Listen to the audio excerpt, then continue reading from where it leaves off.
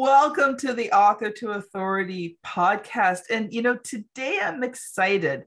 Well, I'm excited, but I'm really excited today because I've been so enjoying having back some of my favorite guests to do another episode with us. And today we have Mark Graban, and I'm excited because, there are people. I don't know if you ever read the Anne Green Gables series or watched the movie, but there's people that are kindred spirits. So you talk to them and that, they sort of have the same frame of mind as you, maybe some of the same experiences. They kind of see life the same way. And that's the way I felt when I first met Mark. So Mark, welcome to the show. Hi, Kim. It's good to talk to you again. And thank you for the kind words there. I think we have a lot to talk about today. It's good to talk to you again. Yeah. So Mark is an author. He's a speaker and a consultant. He's the author of the book Lean Hospitals and is the co-author of a second book titled Healthcare Kaizen. I hope I said it correctly. You did. Both books are recipients of the Shingo Professional Publication and Research Award. His most recent book is Measures of Success, React Less, Lead Better, Improve More. Mark earned a BS in Industrial Engineering. That's interesting, a BS. And also I hope I'm not full of BS today. A bachelor's of science, not a BS degree. I'm not a BSer. So Mark earned a Bachelor of Science in Industrial Engineering from Northwestern University and also attended graduate school at MIT, where he earned an MS in Mechanical Engineering and an MBA from MIT Sloan Leaders for Global Operations program. But how I best know Mark is the My Favorite Mistake podcast. And back, in early spring this year, we had Mark here on the Author to Authority podcast, and I was episode 29 on the My Favorite Mistake podcast. And I really remember doing that because it was such an interesting concept to me. What would be the one mistake I would tell myself, my younger self, not to make? Right? Like not knowing who you wanted to work with, like you had allowed yourself to get too busy instead of maybe kind of carving out and picking and choosing. Mm-hmm. And hopefully because we talk about learning from mistakes in the podcast. So hopefully that's a good adjustment that you've been able to make, Kim. I think so. Yeah. I get to work with wonderful people now, and I so enjoy it. So one thing that Mark and I were talking just before we recorded the podcast was about using your ears. Now, both Mark and I are published authors. We're well versed in the written form of the word, but we were thinking about the power of, the vocal word, the word that is spoken, the words that we listen to. And I wanted Mark to kind of talk a little bit. We're going to talk about a few different subjects, but he was telling me how he turned his podcast into an audiobook. So let's start there, Mark. Talk about that, because I find that fascinating. I have almost 300 episodes in the Authors to Authority podcast. Maybe I could turn that into an audiobook. Well, yeah, it's interesting to think of how different projects work together. I've released at this recording date, 113 episodes so far of My Favorite Mistake. Woo! And one of my guests in the first 10 episodes asked me basically, are you doing these podcasts because you plan on writing a book about this? I thought, well, I don't know. There's maybe a way of mining the interviews and stitching that together into a book. So that's one possibility.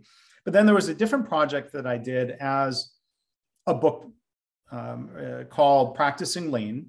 It's an anthology. So I wrote 2 chapters, kind of teeing up the theme, sharing some of my own stories. It's very much along the lines of My Favorite Mistake, right? But talking about like mistakes we've made professionally early in our careers that we've learned from, and to share those stories along the lines of, hey, if you're new to a field or a discipline, you're going to make mistakes.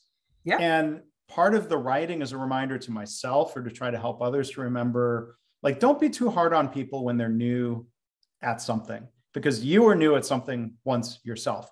And so the book is a collection of chapters from 15 other, really accomplished people who are sharing a similar story. Here's something that I did. I didn't know better. Now I know, looking back, and they wrote their stories. And so that book has gotten really good reviews. And one of the contributors had a daughter who's graduating college, and she wanted to do some voice work, including audiobook narration. So he actually reached out and said, well, my daughter would like to to volunteer to do the audiobook reading. And the proceeds of the book, royalties to begin with, were all being donated to a nonprofit, the Louise H. Batts Patient Safety Foundation. Mm-hmm. And so she was happy to do it, A, to have some experience, B, yes, to put it in her portfolio, and C, the money was going to a charity. So I didn't feel bad about, otherwise I would have wanted to pay her. I wouldn't have wanted her to do it for free. And so she did the reading. She recorded it really well. I decided to read and record my own 2 chapters in my own voice. And we had one other contributor, Paul Akers, where it's funny, basically he writes by speaking into the microphone and getting it transcribed as a first draft. So he had a recording of him basically reading his own chapter with his own unique high energy level, right? So put the recordings together, and I originally just released it as a podcast series, just making it available for free. Mm-hmm. Tagging on, hey, if you like listening to this and you would like to support a good cause and you want to buy the book, the money will go to this good cause.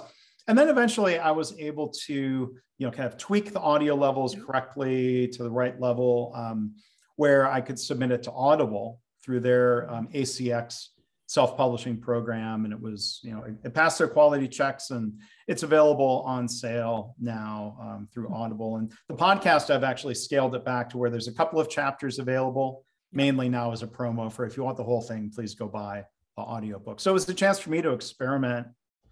Could I self-publish a reasonably good quality audiobook myself? It is amazing over the years.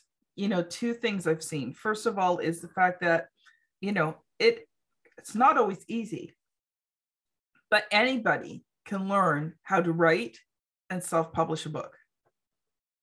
Like I said, it's not necessarily easy, but it is now doable. Yeah. And it can be learned. Yes. And now we take it to the next level, and that's being able to produce audiobooks. As a company, RTI Publishing, we're going to be offering audiobooks soon. Right now, I'm working with my audio engineer, and we're doing my book first, the Author to Authority book first, as the test project. Obviously, it's best if I just use my own stuff as a test project, and I'll probably give one of my clients a really good deal for being the first client project on it, right? Because, there still will be some bugs to work out.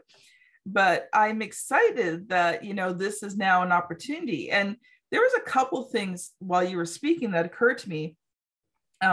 First of all, I loved how you said, when everybody's new, they make mistakes. Mm-hmm. And I think, that's important to remember. And don't be so hard on yourself, but also don't be so hard on new people. I always work with new people, and I consider that a teaching and training time, right? I know they're going to make mistakes. I know they're not going to fully get it all the time. So it's going to take time.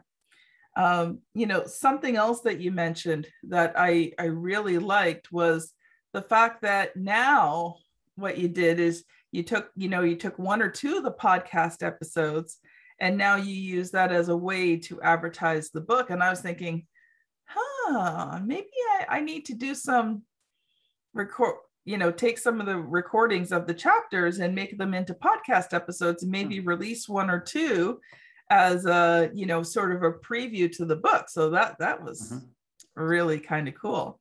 Yeah. So what kind of response have you gotten to the audiobook? I don't have the numbers in front of me. I mean, it's not a bestseller. It's not setting the world on fire, but I'm glad that it's out there because I do get requests for my existing books, especially the book Lean Hospitals. Is a best-selling book, in healthcare categories, and sales have been really strong going back to the first edition in 2008. I've done 2 revisions to it.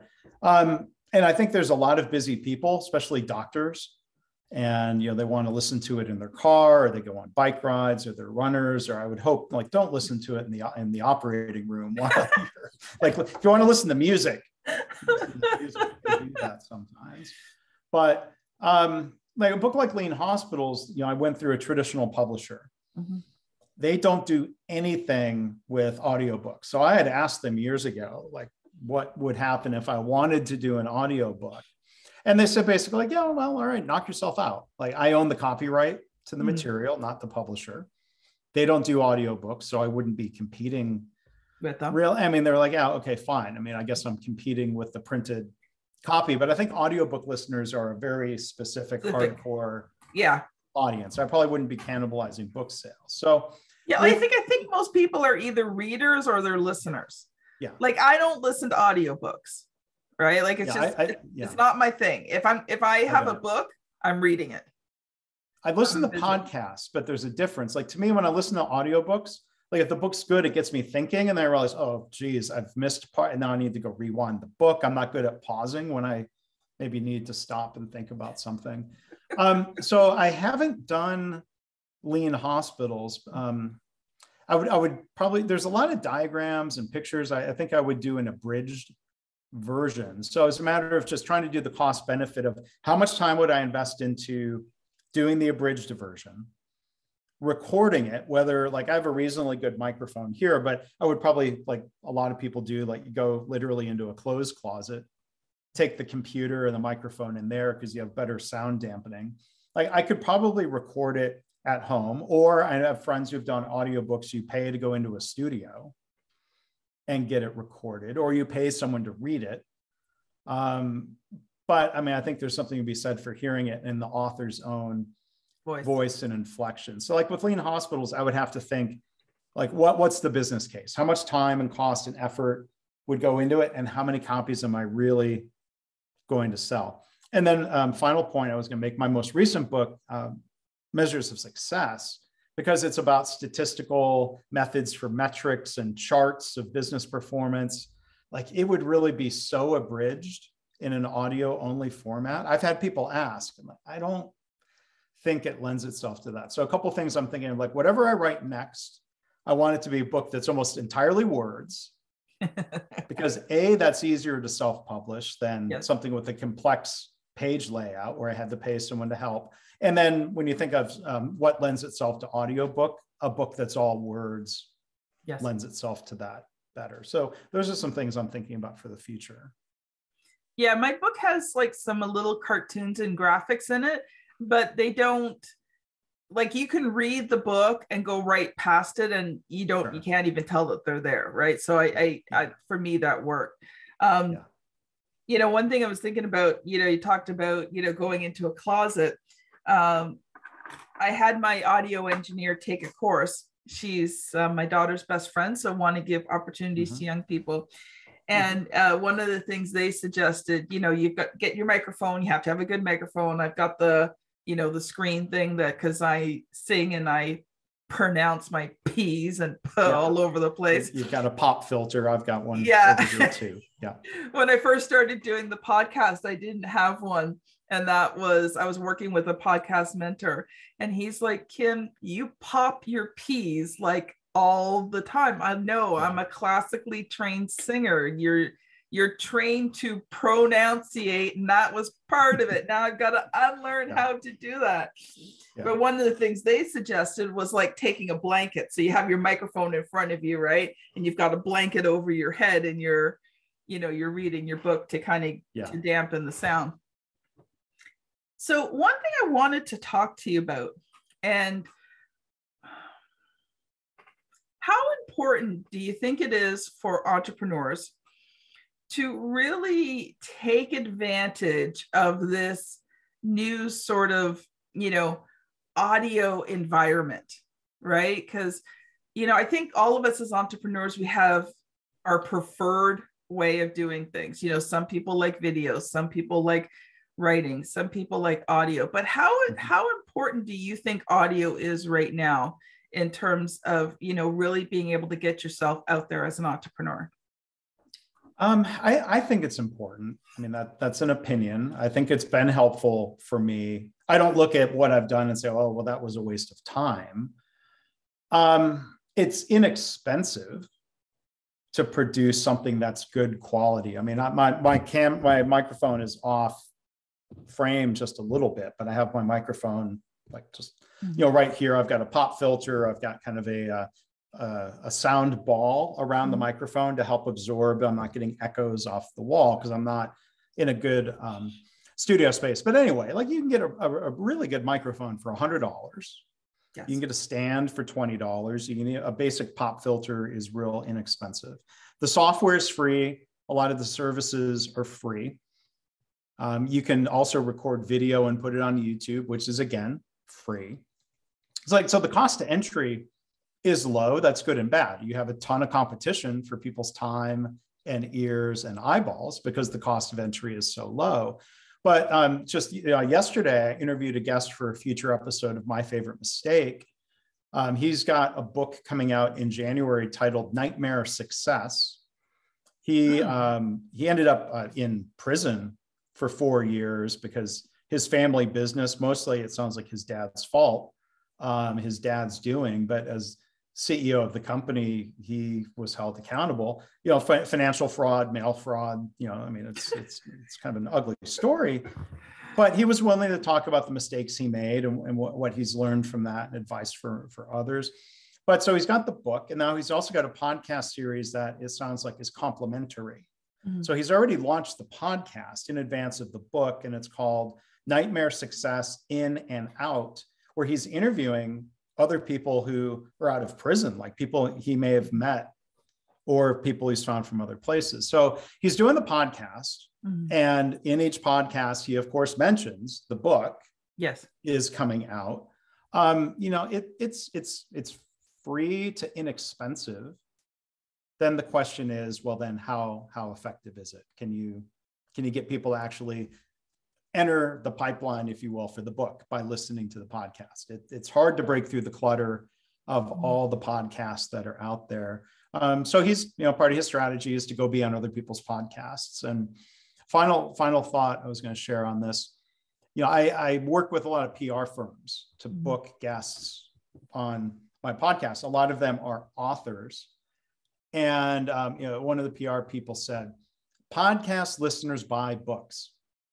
And they said, like, you could go on TV and like, that might be an ego boost and it might be exciting to say, well, you're on TV, but they're like, yeah, when you talk about the return on that, even a more narrow podcast that might not be quite the ego boost, they're like, podcast listeners read books. Mm-hmm. Yeah. Or they buy books, better yet. Yeah. Well, you and I were talking before we came on about how podcasting is more of a long-term game, right? It's not that you can't get results, but you talked about going on other podcasts and if you're going to do a podcast, get on other podcasts. Mm-hmm. If you want to advertise your podcast, where are podcast listeners on other podcasts? Yeah. And so, you want to use your podcasting as a long-term tool to build audience, right? It's not about, if you think that you're going to get rich quick by doing a podcast. No, it's a lot of work. And like you said, sometimes it's not easy to get found. And if you look, most podcasts do, I think what they said, most podcasts don't make it past the 5th episode.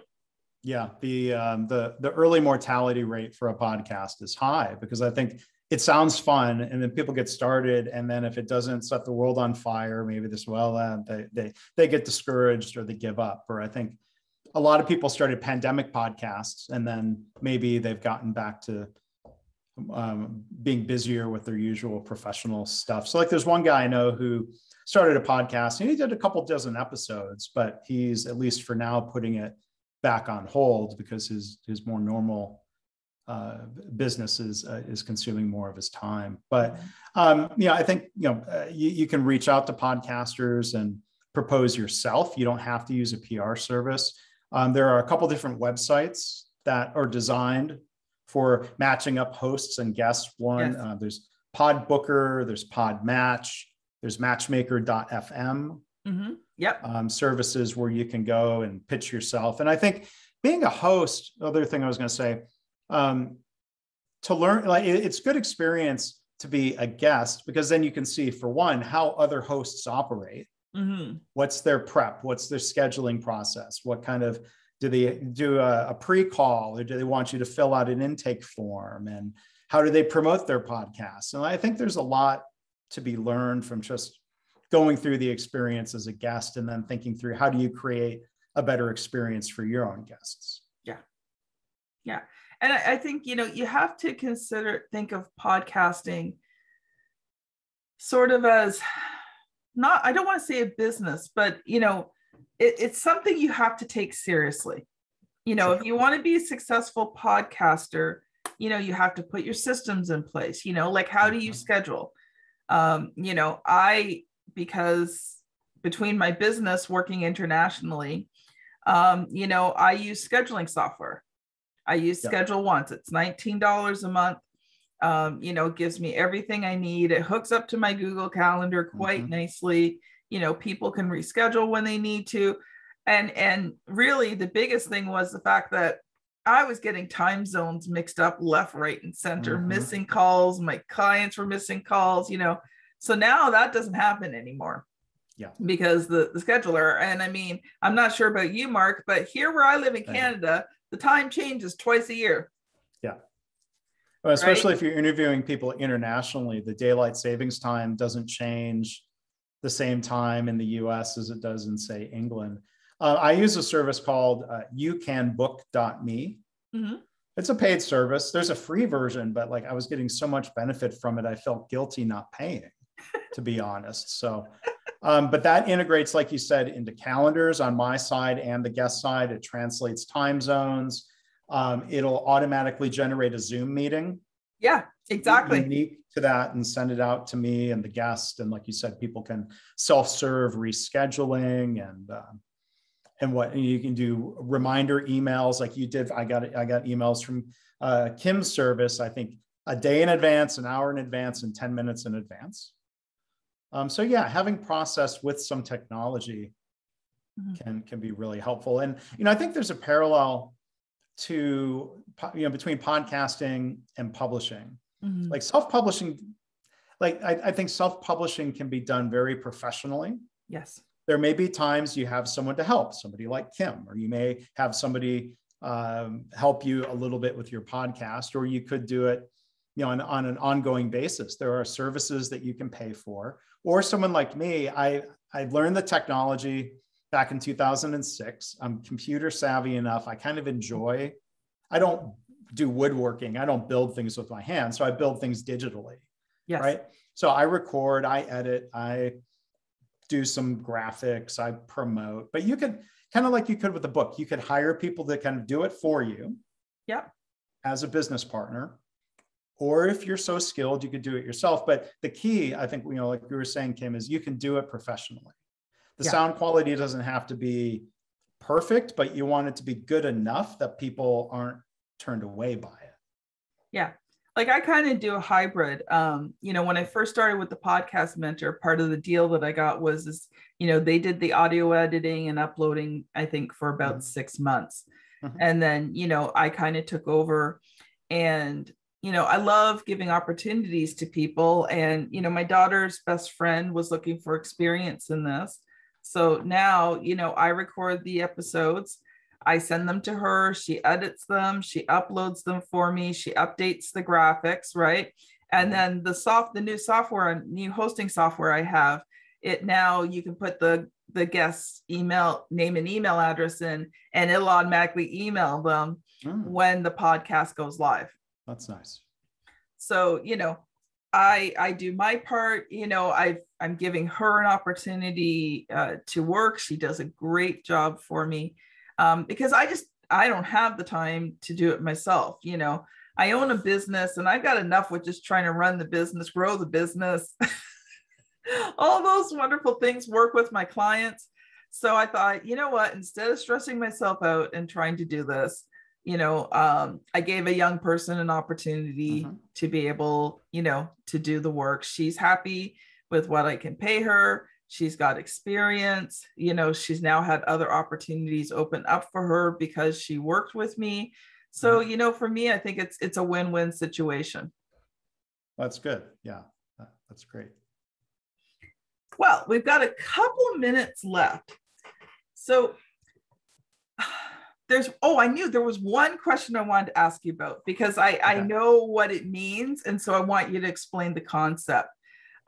Because right now we're working with a friend of yours on a book on this concept. So talk about, the lean concept and Kaizen. I always have to really think about how I say that, because that is such an interesting concept, which, like in this case, you've applied it to hospitals, but I think it's a really cool concept that anybody can apply to their business.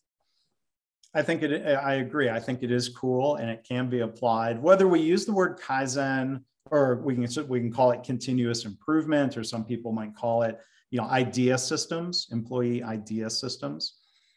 So, I'm wearing happen to be wearing my shirt today with the KaiNexus logo on it. So the author that you're helping, Kim, Greg Jacobson, he's an ER doctor. He started KaiNexus over a decade ago. It's a web-based software company that helps companies manage their continuous improvement ideas from their employees, or improvement projects and business metrics. And it's the kind of the home base for everyone's improvement activity. And so, Kaizen is the basis for the company. It's a Japanese word. Kaizen it basically translates to mean good change. If you take the two characters, Kai and Zen, you think Zen, you think of, well, good, calm, peaceful. Like, we use the word Zen.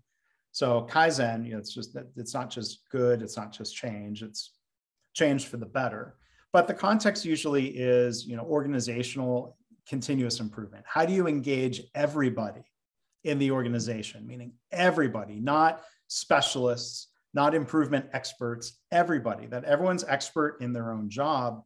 How do you support them in not just listening to what their ideas are, but how do you help them test their ideas in the workplace? Like, sometimes you have an idea that you have to escalate to your leadership team or an expert to work on. But gosh, probably at least 90% of the time, people's ideas that they come up with are things that they can help test and put into place. So it's not a suggestion box. There are many, many differences. Suggestion box systems generally don't work. A healthy Kaizen or continuous improvement process will be much more effective. So, you, instead of locking ideas up in a box, literally locking them away, you may use a bulletin board, or you may use web-based software to give visibility and transparency and allow people to collaborate. And then, you close the loop and make sure you give recognition. Yes. Not necessarily rewards. Like, you could talk about rewards and recognition, but my goodness, recognition means it's so huge. Much. Rewards can get dysfunctional. You have to be careful about that. So, this idea originated in manufacturing. That's where my career started. But people use it in healthcare, in all kinds of service sectors. Starbucks was teaching baristas and store managers how to do Kaizen. And, so the KaiNexus software is built for, we have customers in, just about every line of work and industry that you can imagine. Yeah. And I love that concept. Now, most of my audience here are very small entrepreneurs, but I love that concept of continuous improvement. How can you as an entrepreneur make things better? Right. And I think, one of the things is putting systems in place into your business. And then you tweak those systems. So But that's a whole other, we could do a whole Sure. podcast episode just on that alone. Yeah. But Mark, if people have enjoyed listening to you today and want to find out more about you and your podcast and your books, how can they connect with you? Yeah, well, thanks, Kim. MarkGraban.com is my website. Mark Graban is a unique enough name. I'm pretty easy to find on different social media platforms. The podcast can be found, My Favorite Mistake can be found anywhere you're listening to this podcast, probably. You can also go to the web at myfavoritemistakepodcast.com if you want to check that out. Awesome. Thank you so much, Mark. It's been such a joy having you back on. So this has been Mark Graban and Kim Thompson-Pinder on the Author to Authority podcast. Thank you so much for listening, and we'll see you on the very next episode. Bye now. Thanks, Kim.